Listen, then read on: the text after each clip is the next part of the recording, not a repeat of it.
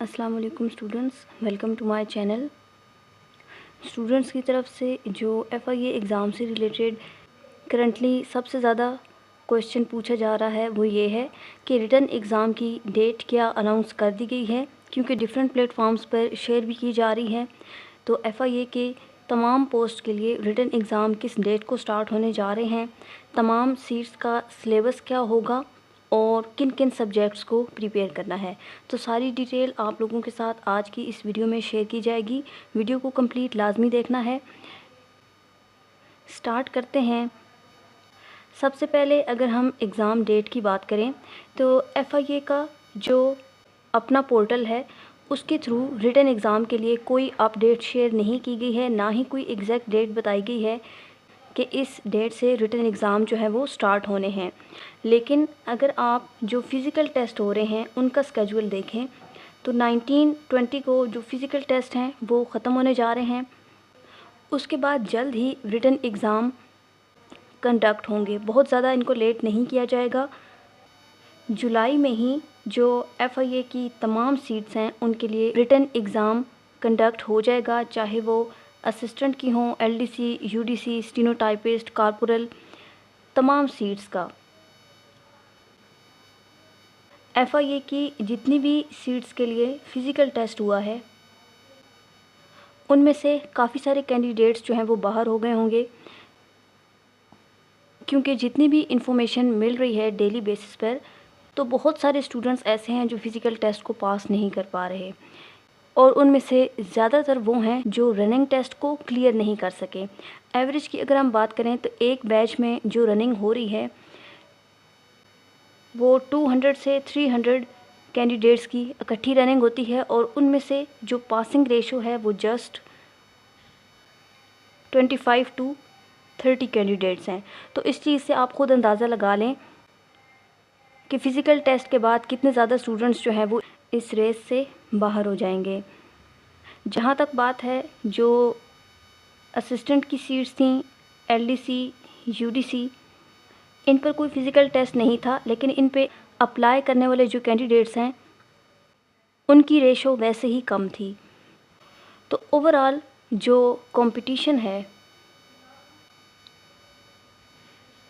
वो कॉर्पोरल के लिए, इसके अलावा sub inspector, assistant sub inspector और बाकी जिन सीट्स के लिए फ़िज़िकल टेस्ट हुआ है उनके लिए थोड़ा कम हो जाएगा। लेकिन फिर भी FIA की जितनी भी सीट्स हैं इन सब का जो मेरिट है वो हाई रहेगा। आप लोगों का टारगेट जो है वो मैक्सिमम होना चाहिए। इसमें आपके पास मार्क्स लूज़ करने का जो चांस है वो सिर्फ मैक्सिमम अगर कह लें तो वो 10 मार्क्स होता है। यही आपने माइंड में रखना है। नेगेटिव मार्किंग इसमें नहीं है, तो इसका मेरिट ज़्यादा होने की एक वजह ये भी है और दूसरी ये है कि पास पेपर्स को अगर आप देखें तो इनका पेपर इतना डिफ़िकल्ट नहीं आता, लेकिन वो सिर्फ उन्हीं स्टूडेंट्स के लिए ऐसा होता है जिन्होंने तमाम सब्जेक्ट्स की जो जनरल नॉलेज में आते हैं उनके लिए पहले से तैयारी की होती है। अभी तक अगर मैं FIA की बात करूं तो ज़्यादातर स्टूडेंट्स ऐसे हैं जिन्होंने इसकी तैयारी रिटन एग्ज़ाम के लिए स्टार्ट नहीं की है। वो सिर्फ फ़िज़िकल टेस्ट का ही वेट कर रहे थे कि अगर उन्होंने इसको क्लियर कर लिया तो इसके बाद वो रिटन एग्ज़ाम की तैयारी जो है वो स्टार्ट करेंगे। एक बात आप माइंड में रख लें कि अगर जिन स्टूडेंट्स का फ़िज़िकल टेस्ट पास नहीं भी होता तो तैयारी आपकी ज़ाया नहीं जाती है। इसके अलावा बाकी भी बहुत सारी सीट्स आएंगी जहाँ पर आपको ये जनरल नॉलेज की प्रिपरेशन हेल्प करेगी। फॉर एग्ज़ाम्पल नेक्स्ट FPSC के थ्रू असिस्टेंट डायरेक्टर FIA और इसके अलावा इंस्पेक्टर FIA की सीट्स आ रही हैं।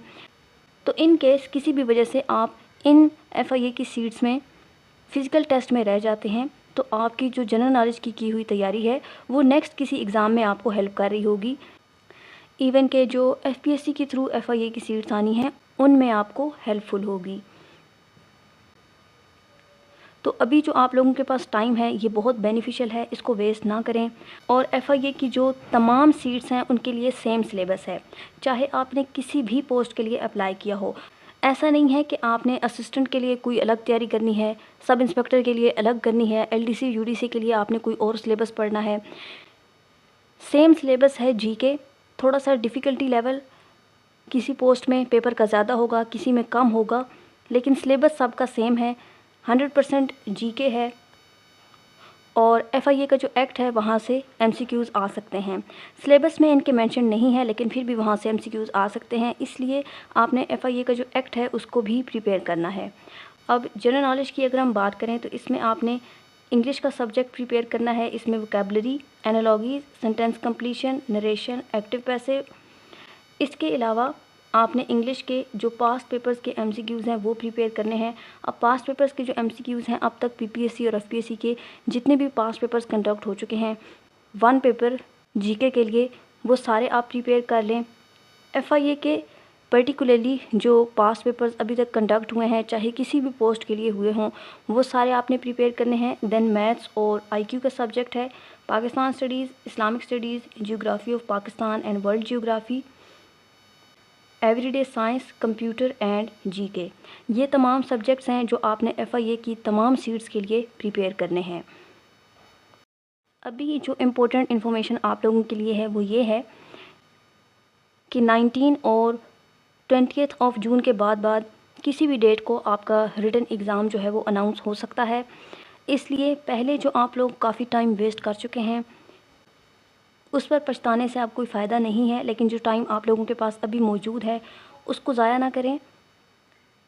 आप जो अभी पढ़ेंगे वो कहीं ना कहीं आपके काम ज़रूर आएगा। अगर अल्लाह ना करे कि आप एफआईए की इनमें से किसी भी सीट के अगेंस्ट फ़िज़िकल टेस्ट में रह जाते हैं, आप लोगों में से जिन स्टूडेंट्स को भी एफआईए के लिए सिलेबस के अकॉर्डिंग कंप्लीट नोट्स चाहिए हों 1 लाइनर की फॉर्म में,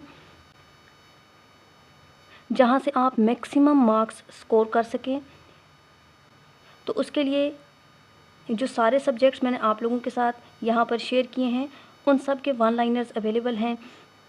व्हाट्सएप नंबर आप लोगों के साथ स्क्रीन पर शेयर किया गया है, उसके थ्रू कॉन्टैक्ट करके आप सैम्पल रिक्वेस्ट कर सकते हैं। व्हाट्सएप पर ही सर आपको सैम्पल के साथ साथ पेमेंट डिटेल्स वगैरह भी प्रोवाइड कर देंगे। जितने सब्जेक्ट्स आप लोगों के सामने मेंशन हैं इन सब के कंप्लीट 1 लाइनर्स को कंपाइल किया गया है। एक सैम्पल मैं आप लोगों के साथ यहाँ पर शेयर करती हूँ कि किस फॉर्म में आपको ये नोट्स मिलेंगे। तो ये एफआईए का एक्ट है जो कंप्लीट एक्ट 1 लाइनर की फॉर्म में है। तो इस तरह से आपको तमाम सब्जेक्ट्स के जो 1 लाइनर्स हैं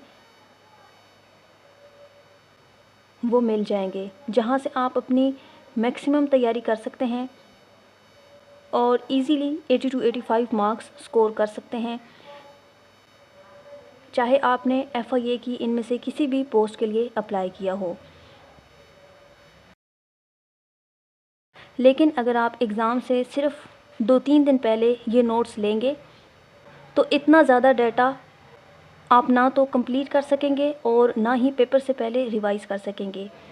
रिवीजन जो है वो किसी भी एग्ज़ाम के लिए बहुत ज़रूरी होती है और एमसीक्यूज़ के लिए तो और भी ज़्यादा ज़रूरी है। जितना ज़्यादा आप एमसीक्यूज़ को बार बार रिवाइज़ करते हैं उतना ही ज़्यादा वो पोर्शन आप लोगों का स्ट्रॉन्ग होता है। That's all about today's video. I hope कि आप लोगों के लिए यूज़फुल रही हो। इसी तरह की और इन्फॉर्मेटिव वीडियोस के लिए अगर आप चाहें तो मेरे इस चैनल को सब्सक्राइब कर सकते हैं। साथ में मौजूद बेल आइकन को लाजमी प्रेस करना है ताकि जब न्यू वीडियोस अपलोड हों तो आपके पास नोटिफिकेशन आ जाए। Thanks for watching. अल्लाह हाफिज़।